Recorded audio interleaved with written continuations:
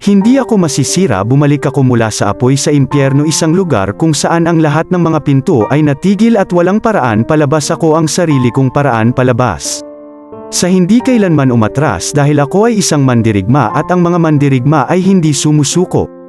Lumalaban sila o mamamatay. Ganito ang paninindigan ng ating Guru Besar. Nang mag-isa siyang dumating sa Netherlands, kung saan tinatawag na matuwid na tao, sinaksak siya sa likod.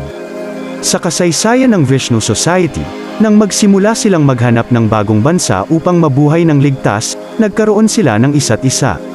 Ginawa ni Burnout Guru Besar ang lahat ng mag-isa. Nag-iwan ito ng malalalim na peklat sa kanyang puso at kaluluwa. Siya ay isang pioneer, at mahal at iginagalang namin siya ng husto. Basahin yung paglalakbay. Bumili sa anumang bookstore. Pumunta sa Vishnu.nl para sa karagdagang impormasyon.